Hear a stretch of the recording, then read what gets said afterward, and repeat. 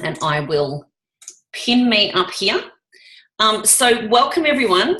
I've done a little bit of training prep here, which is very unlike me, but I have come up with, I hope there's 7 because there's 8. Okay, I got overexcited.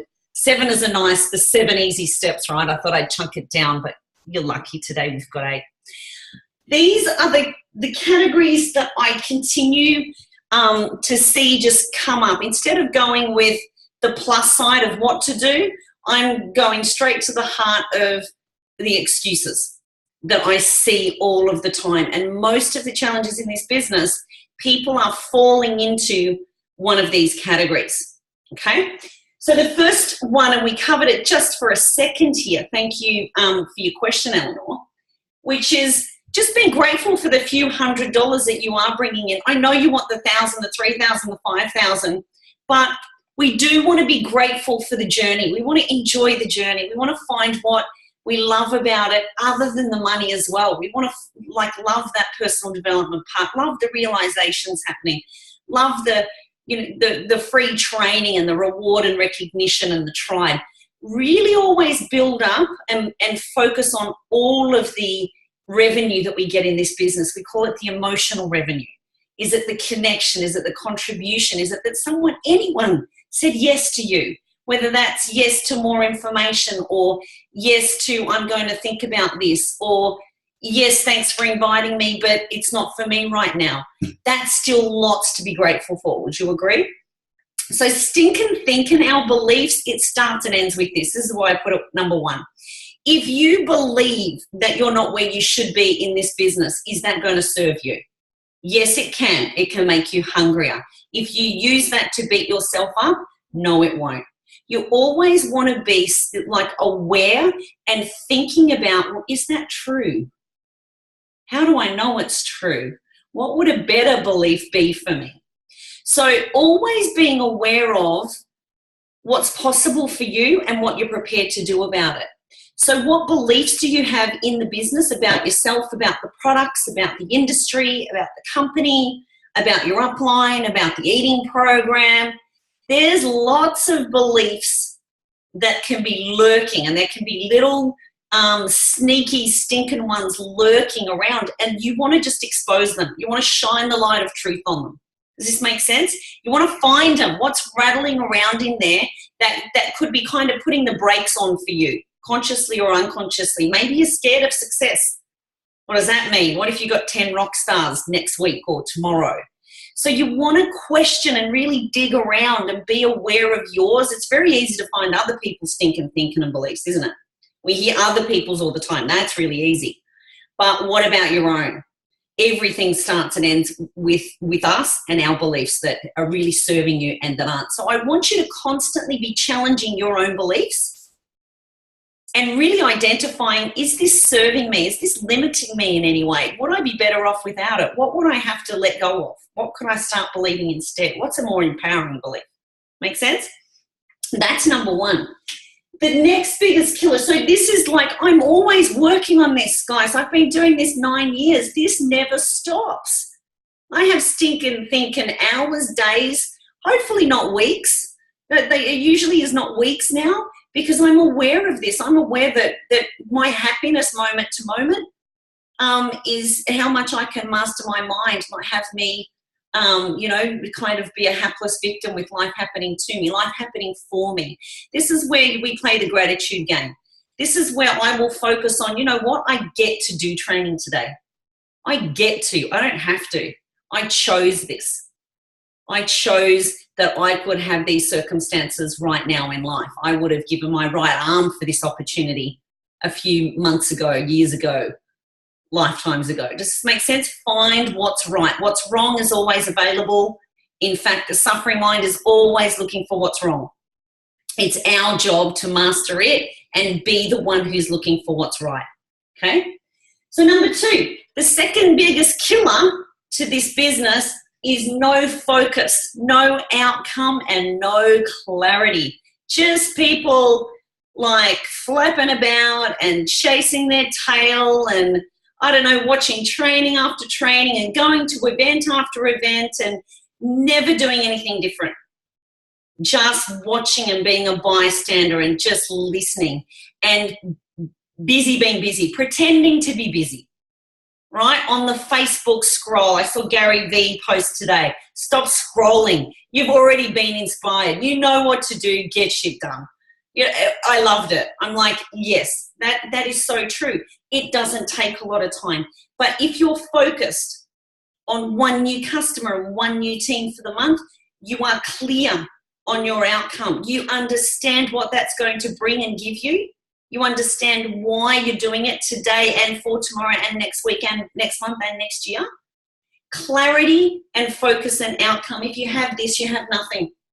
You are asleep at the wheel like so many other people in life. You didn't choose this business to not have focus and clarity and outcome. There are so many distractions in life. Everything is geared to help you be distracted, not focused, and not outcome delivered, right? There are things screaming for your attention all day, every day, be it the kids, the dogs, you know, the neighbors' dogs, the ads, Facebook hole, whatever you want to get distracted on, you can. Would you agree? It's only when you are laser focused and very, very, very clear, what's my outcome? What's your outcome for training today? To be a bystander or to participate and do the work? To really think about these, to write these down, to write notes as if it's going to save your life, write notes as if you're about to teach it to your team, 10 new people that are starting next week. Does this make sense? Like, not just know this, but do this, practice this, start thinking as I'm going through, be intentional. Otherwise, what's the use of coming to training? There is no use. So this question, what's my outcome, changed my life because I was easily distracted, right? I live in FOMO. I want to be part of everything that's going on. This is a game changer for me. This brought in so much clarity into the areas of life that I decided were most important. So you're either driving your life and creating your destiny, or it's happening to you. Someone else is.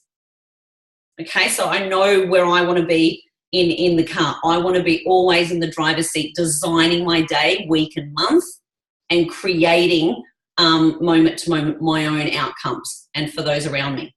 Okay, caring what others think. Does anyone have this bit of the business killer in them? We all do to some extent. And then suddenly, one day, you just stop caring as much and you move forward. And there's just nothing more beautiful. Who knows what I mean? Maybe you've seen this happen to someone in the business. Maybe you just sort of like, wow, shit, what's up with them?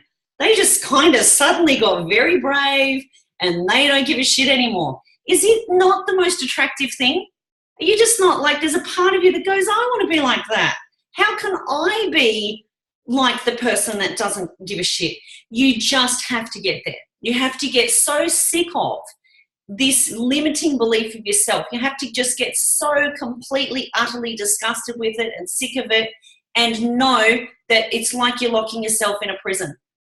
Little chains every day because other people do not care as much as you think they do. They're too worried about thinking about themselves.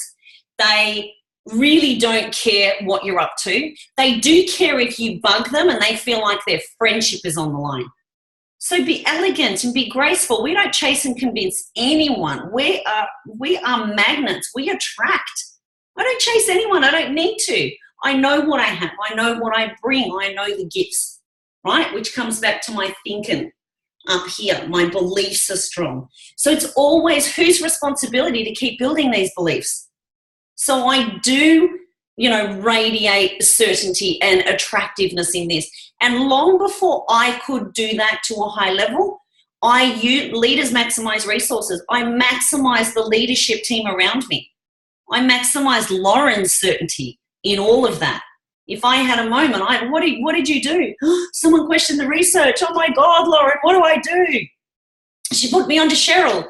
Cheryl's graceful certainty and everything is like, well, where did they get their information from? Oh, does that doctor get all of their information from Dr. Google? I would think they might know a bit better, right? She just instantly, her certainty, her level-headedness Her non-panic and drama just helped me in that moment. So it's your responsibility, and really hear me now, we're always working on these beliefs. My passion for this industry has done a complete 360. I used to be scared and afraid of this industry. I didn't understand it. I didn't want to be one of those people. I was laden with all of those heavy beliefs. How did you think it worked out for me when I was building a team? It didn't.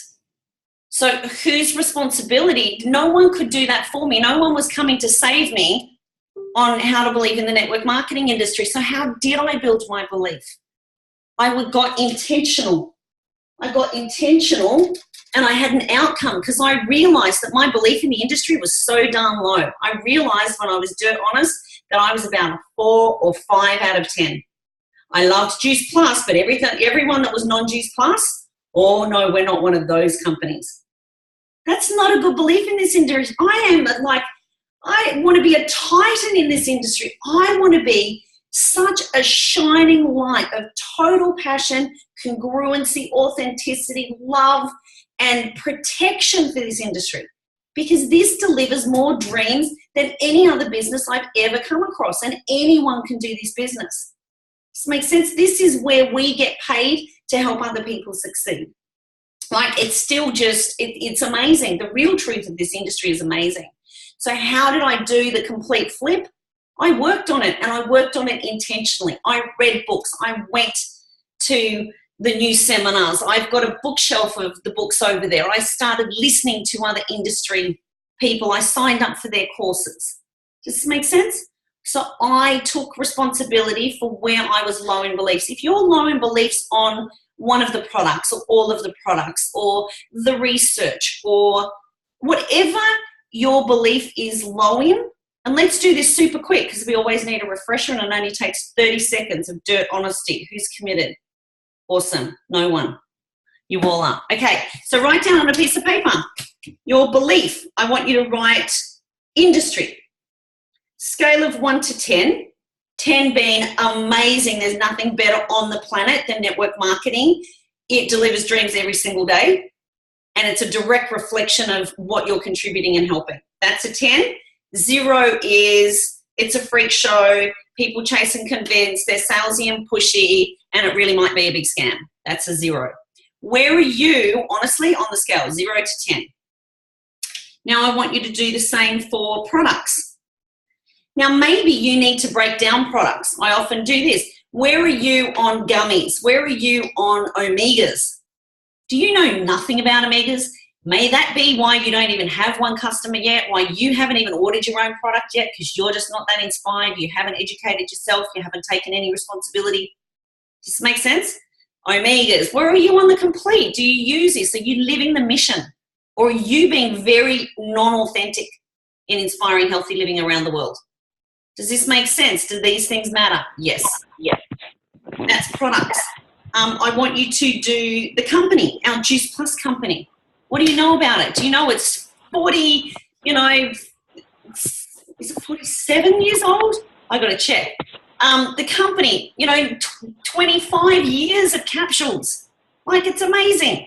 The same hero product. It's privately owned. It's the same CEO and founder and leadership team at the helm. It's, in the top 20. It's done over 15 billion in global sales. We are the #1 selling and researched product of our kind in the world. We have the largest observational children's health study in the world. Do you know these things? Can you reel them off? Not so you can impress others, so you can impress your darn self. Make sense? I've got someone, we'll do mute all again. And I won't allow you to unmute yourself. There you go. So is this making sense? That's company. And now the big one, self. Where do you rate yourself 0 to 10? 0 being, I've got no clue. I'm a complete lost cause. I don't know what I was ever thinking. 10 being, I can rock it. And whatever I put my mind to, I know that I can make it happen when it's worthwhile. Okay? So I want you to go through that. Now, this little section, I wasn't planning to spend much time on this, so I'm going to zoom past it. But it's your job to do the work now. It's your responsibility. What did you just learn right now? Are you shocked and horrified at some of your numbers? I hope you are. Because then when the wall appears, the work begins. You can get real and go, holy crap, that's still low. Gosh, what am I prepared to do about this?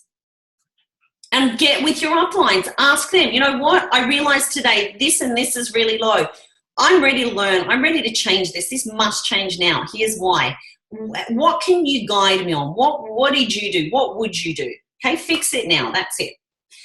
So I'm going to show this very cute, some of you may have seen it. I showed it at MLM Nation. I'm getting so tech savvy today. I'm sharing my screen. Look at me go. And I'm playing the lone dancing guy. If you've learned a lot about leadership and making a movement, then let's watch a movement happen. So you stop caring what other people think. Dissect some lessons. First, of course, a leader needs the guts to stand alone and look ridiculous. But what he's doing is so simple, it's almost instructional. This is key. You must be easy to follow. Now here comes the first follower with a crucial role. He publicly shows everyone else how to follow. Notice how the leader embraces him as an equal. So it's not about the leader anymore. It's about them, plural. Notice how he's calling to his friends to join in. So it takes guts to be a first follower. You stand out and you brave ridicule yourself. Being a first follower is an underappreciated form of leadership. The first follower transforms a lone nut into a leader. If the leader is the flint, the first follower is the spark that really makes the fire. Now here's the second follower. This is a turning point. It's proof the first has done well. Now it's not a lone nut and it's not two nuts. 3 is a crowd and a crowd is news. A movement must be public. Make sure outsiders see more than just the leader. Everyone needs to see the followers because new followers emulate followers, not the leader. Now here come 2 more people, then 3 more immediately. Now we've got momentum. This is the tipping point, and now we have a movement. As more people jump in, it's no longer risky. If they were on the fence before, there's no reason not to join in now. They won't stand out, they won't be ridiculed, and they will be part of the in crowd if they hurry. And over the next minute, you'll see the rest who prefer to stay part of the crowd, because eventually they get ridiculed for not joining. And ladies and gentlemen, that is how a movement is made. So let's recap what we've learned. If you are a version of the shirtless dancing guy, all alone, remember the importance of nurturing your first few followers as equals, making everything clearly about the movement, not you. Be public, be easy to follow. But the biggest lesson here, did you catch it? Leadership is over-glorified. Yes, it started with the shirtless guy, and he'll get all the credit, but you saw what really happened. Okay, so stop share. Why aren't you guys smiling? That's hilarious. Come on. And it's spontaneous. It's true, right? It's completely, I loved when I saw this because you have to be a nut. You have to be alone and you have to be at first ridiculed and if you just stay there, pointed and look at this guy. But aren't we all watching that going, that's so great. I love that he's getting up and just doesn't care what everyone else thinks. So he's just going for it. He feels the music and off he goes. Suddenly someone's so inspired by that, a feeling what they're seeing, they want that too. And then pretty soon, some of you are at the lone nut stage. Some of you, 3 is like a crowd now. 4 and 5 and then bang. Did you see the tipping point? It's now cooler to be in there than it is sitting on the fence ridiculing. And it happened like that. And it's hard to tell even where it happens.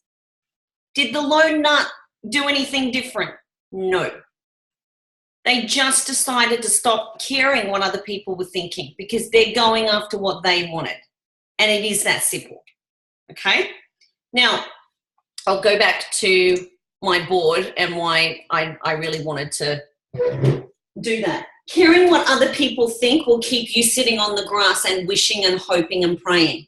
And if you are sitting on the grass thinking that you can go pro and earn 3, 4, 5 grand a month and no one knows what you're doing and why you're doing it, and you're trying to do it under the radar, or you're trying to dip your toe in and just wait for all the rock stars to come to you on the grass, it ain't happening. There is a point, there is a line in the sand that you must decide and commit and get very, very clear on. So what's that going to be for you? What is that going to take? Wasted time and not focused. So I covered this a little bit already because it keeps coming up. But I see people spending 5 or 6 hours of the day and getting 2 things done. Why is that? Because they're avoiding the high-paying activities, because you know what you actually need to do to make a difference and grow and make an impact in the business, and you're not doing it, you're actually avoiding it. Who understands what I mean here? I'm just going back to see your faces here. So stop doing that. Stop freaking doing that. I'd rather you not do anything than say, I'm doing Juice Plus and it's not working. This is my truth bomb for today. Just stop that. Why bother? Why bother pretending that you're doing this when you're not and you know that you're not? Either do the business or don't. But no need to pretend anymore. That conflict of am I, will I, should I, that's eating you up. You spend so much time thinking about that it's never going to happen. Now, that's not very inspiring, I know. But my intention here is I want you to get real today. I want you to get real with, well, why are you here? What do you, not focused and wasting time? I just see it's just rampant. Now, if you are where you want to be in the business, that's amazing. Keep it going. But if you're like many and you're not yet where you want to be and you feel confused on why, it's this. It's just time wasting. And you cherry picking the things that you want to do in the business and expecting them to yield results. So one of my favorite quotes is, don't complain about the results you didn't get for the work that you're not doing. You know what the high paying activities are. I don't have to train on that today. You guys know what they are. It's picking up the phone. It's making more connections. It's filling your pipeline. It's inviting. It's doing great events that people actually want to go out and attend. It's creating community and culture that people feel and want to be part of, like the Lone Nut, right? Being self-focused instead of servant-focused and a problem solver and a gap filler and a dream keeper. When you are self-focused, this is just total suffering. When you're only focused on yourself and your own bottom line, everyone will see that and feel that. It's non-attractive. It's the opposite to attractive. It's repelling. Who knows what I mean? You said you don't want to be one of those people. This is why. This is what it comes down to. So don't be one of those people. Anytime that you're in your head and you're dead and you're not where you want to be and you've got the stinking thinking and the suffering, it's because you're focused on who? Yourself. You're looking at your list like, oh, and you're deciding for them. You're saying, oh, they're not going to be interested. Oh, she earns enough money already. Oh, no, he's already highly successful. Oh, no, like she's a real mover and shaker. I don't want her knowing that I'm doing this. Or I don't want her to judge me. I'm pretty sure that she made a bad remark one time. You're sitting there thinking about your suffering and your outcome that hasn't even happened. It's all complete stories in your head. What if you look at your list and you say, how can I help? How can I add value? What do I love, admire, and respect about them? Why would I love for them to take a look because I really believe it can help them? How could this business help them personally? How could it help them financially? How could this community support this person? Does this make sense? Completely different feeling and intention. One is completely fear-based and all about you. From here, the other one is a complete different physiological response, completely different answers. From here, where my intention is, who do I love and respect? Yeah, do you know what? I would love them to know what I'm up to. I'm going to ask them that I would love to stay in touch with them. I'd love to collaborate. I'd love to support what they're doing in the world. I want to know more about their mission and what they're up to and how I can add value to that. And I would love to share what I'm up to as well. And here's why I'm thinking of you. No idea if this is something for you. Here's why I honestly thought of you. That's it. It's that simple. It's here. What will they think? And deciding for them before you even ask them, and it's all complete story and made up. Or it's intention is here and everyone knows and feels it before you even pick up the phone. It is that powerful. Who agrees? Who knows what I mean? That when you do a 3-way call that has true intention and you're there to serve, not get, when you're there to give and add, not take, not be fear-based, not be less than, who knows the difference and feels the difference? You've been on a call maybe, or you can think of a situation that's one versus the other and they're completely different. They're bigger than us. It's an energy. Intention is, to me, the most powerful thing in the universe. Okay? So if your intention is pure and you're there to serve, people will feel that. It actually won't matter if you won't ever say the wrong thing when your intention is really pure. Okay? Is this making sense? Good. You're deep in thought, right? Not teachable. Oh, this is my favorite. I wasn't teachable for a long time, so I know it, I promise. Not teachable means you are thinking of every excuse under the sun of why you can't do this business. And even though there is so much proof, direct proof, that a system works, you want to reinvent the wheel. And you've got a better idea and you're just going to try something else.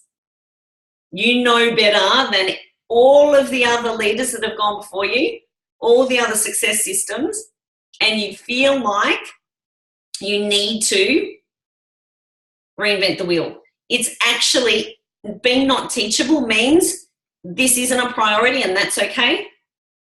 Being not teachable is also another excuse to hide behind. Going for certainty when there is none. Does this make sense? Doing it your way. And this is not a business about you. You're not that important. I'm not that important. This is about who can you serve and who can you help. That's the longest journey in this business. Does this make sense? I'm heavy today, aren't I? Not teachable, not consistent. This is the biggest one. I see people eventually nail some of these parts, and this is where they consistently mess up. They're all in and they're gung-ho and they've got 10 3-way calls and 4 new team, and then after 4 weeks it got boring. They didn't like it anymore, or something happened, and then they disappear for 4 weeks. And then they come back and, oh, it's all on and I'm in and this is the way forward and it's all changed, and they do that, and it's just this flip-flop, flip-flop. I don't care who you are and how talented you are. If you are not consistent in this business, you can't do this business. No juice boss for you. I mean it. I'm just like, I want to be real. You're wasting everyone's time, especially your own. This business is simple and it's basic, and consistency is the foundation and the heart. And if you're not consistent, and consistent, let me be clear, could be 10 minutes a day. That was my consistency for my first 4 years, and I still built a hell of a business. I built a full-time income in stolen moments in 2.5, 3 years, and have enjoyed, incredible financial abundance since then. But it was consistency. It wasn't talent and skill and the best this or that. It was just consistency. Every month, you know what I aimed for? 5-1. We used to have a bonus and promotion around it. 5 new customers, 1 new team. Every month that we used to do that, head office would pay us a bonus. That bonus I understood more than I did the 5-1. The today money was more important for me. So Eleanor, that kind of answers your question again. Find the today money that makes you excited. Chase the freaking bonuses and teach your team to chase the bonuses so you are enjoying sponsor bonuses. Right? I rocked the 10-1-10. I knew how to get people through the fast track. I knew how to understand what they wanted in their first 60 days, and together we went on that journey together. They got the best of me for that because I understood it. Whatever you understand and do well in this business and enjoy being consistent enough in one of the high-paying activities, then that's what you do. If it's a weekly event and no one shows up, I don't care. It's your consistency and your training, your consistency that's more important than the outcome. Does that make sense? Your outcome is, I'm going to be consistent no matter what. And when you have that work ethic and that consistency, the results will show up. So when we say to you, don't complain about the results you didn't get for the work you didn't do, you'll go, hell no, I've been doing the work. So when it comes, you'll be ready to receive because you know that you've earned it. Make sense? So consistency can be 5 minutes a day. Can you imagine you hear about the best restaurants and your friend raves about it. So you make a booking at the restaurant, you tell lots of other people, you love the restaurant, so now you want to tell all of your friends about it, and then you find out that they're only open on Monday for 3 hours and then every other Friday for 1 hour. You cannot build a business like that. You are open for business. It doesn't mean you're open 24/7. You set your boundaries and your rules. You set your outcomes, but consistency is key. Know exactly what your daily, weekly, and monthly musts are. We call it DMO. It's not very sexy. Daily method of operation. What's your 1 or 2 musts every single day? And Facebook doesn't count, guys. I don't care what you say. Facebook is Facebook. It is messages and texts and 3-way calls and 3-way messages and links and follow up, and conversations. That are the high-paying activities. It's not Facebook. It's not that you need the world's best click funnel. It's not that you need, no, you don't need any of that. You need consistency in the high-paying activity, which is conversations. Okay? And lastly, not inspiring, not attractive. And it leads straight back to number 1 very nicely. If you're not inspiring and not attractive, it's because you have stinking thinking and your beliefs are shaky and you are too busy finding what's wrong and why you can't do this. And you let yourself know that every day and you let everyone else know every day. And you let your uplines know that every day, like as if it's their responsibility to fix you or make you attractive. No. You either decide that you want to be attractive and what has to happen for you to be more attractive. What attracted you to this business? What were the qualities? What are the qualities of the most attractive people that you respect and admire? And how can you start being that and acting as if? There's parts of you. Now, I'm not saying don't be authentic, but I'm saying no one's going to join Debbie Downer and Eeyore finding what's wrong all the time. Why would anyone want to join a team that's just another job and that's stressed and not having fun and that there's no culture and that there's a to-do list, right? So we've covered a lot. I hope that you got some wisdom somewhere. I hope you recognized out of these 8, which 2 or 3 you may be indulging in more than others. And more importantly, do the work. What are you prepared to do about it? If you're aware of it and you can be really honest, what are you prepared to do about that particular thing? Is that time management? Is that asking your upline's recommendation? Is it building belief in the industry? How are you going to do that? What's your action plan? Is it looking at your consistency of 10 minutes a day and actually scheduling that and tracking your results? Like, what's it going to be? Is it having a stretch goal each month? Is it having rewards? Like, I want you to think about which one of these you're indulging in and what you're going to do about it. And I'd love you to comment or report in Team Spirit there under the training post, yeah? So I'm going to stop